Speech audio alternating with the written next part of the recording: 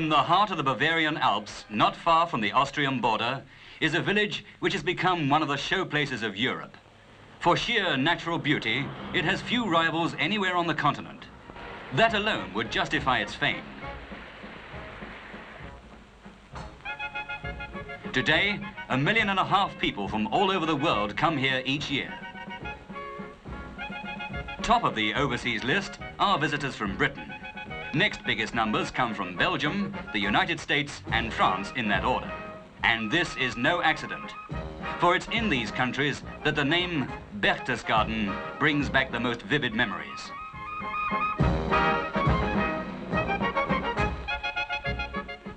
These are not memories of the peace and beauty of the Koenigsee, the great lake somewhat like a Norwegian fjord on which visitors while away a sunny afternoon.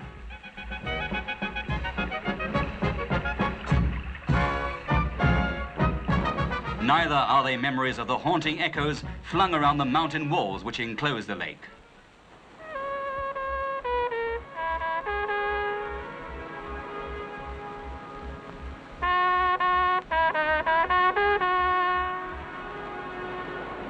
These memories are of a man who once tried to dominate the world.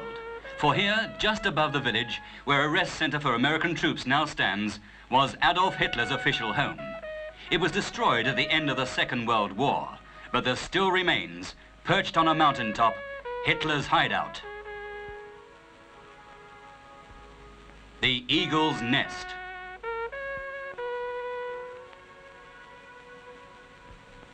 Special buses, fitted with powerful, low-geared engines, now take tourists up the precipitous mountain road, once open only to Hitler and the people he invited or summoned to meet him. This was the road he ordered to be built when he decided to create his stronghold. It clings to the edge of the mountainside. It drives through the rock. It winds upwards for 4.5 miles. It remains an outstanding feat of construction.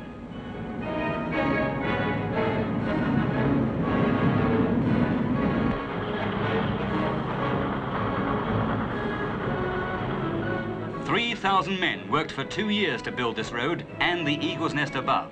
Only a mountain path had existed before.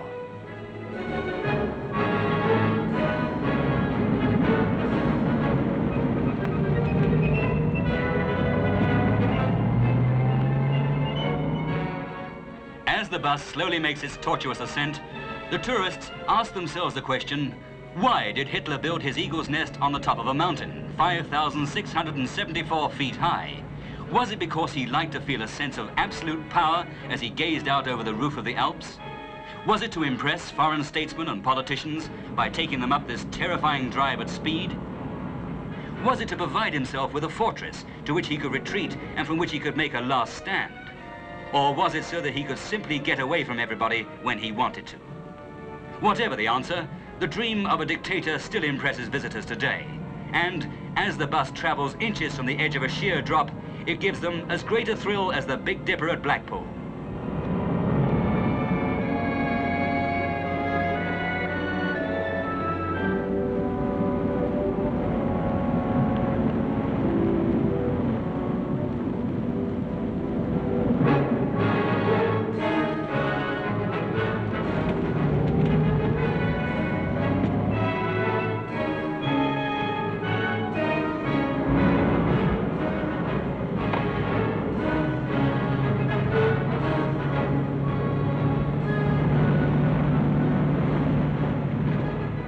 The road ends in a plateau made large enough for the buses to turn, which gives the tourists their first glimpse of an amazing panorama.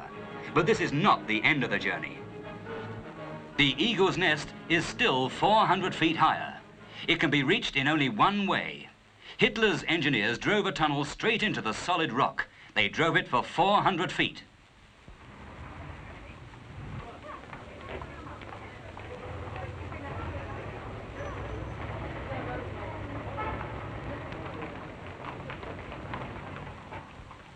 At the end of the tunnel, in a setting Wagner might have created, is a round hall of red marble and a lift of gleaming phosphor bronze. It took 3 months to cut the lift shaft, working from top and bottom at the same time.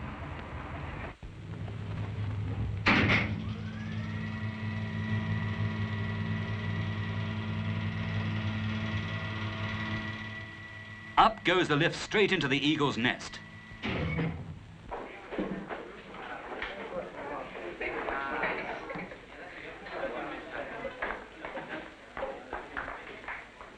The thick granite walls are pierced with windows which look out on a scene of majestic grandeur. In this room, where tourists can now have a drink or a meal, Hitler once entertained, threatened, or cajoled his visitors. Here, decisions were made which changed or ended the lives of millions. The fireplace of Italian marble was a gift from Hitler's ally Mussolini. It has not escaped the attention of souvenir hunters who've chipped bits from it. This is a place of memories, of the arrival at Berchtesgaden of Britain's Prime Minister, Neville Chamberlain, in the 1938 crisis, seeking peace in his time.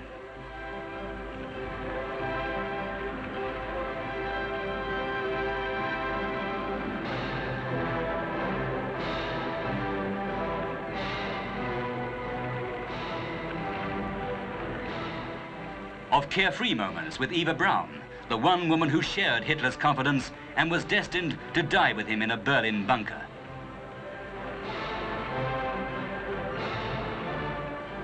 Of Goebbels, the propaganda minister, and von Ribbentrop.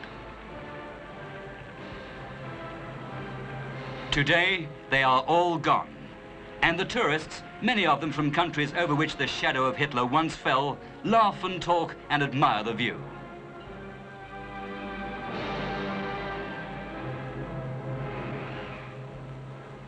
Outside on the terrace, drinks are served to anybody who wants them in what was once the most heavily guarded place in Germany, its natural defenses reinforced by picked troops.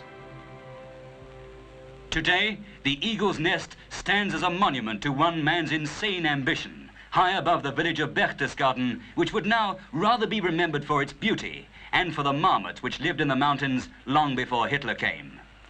In winter, the road is blocked with snow. The nest is deserted and inaccessible, and the eagle comes into his own.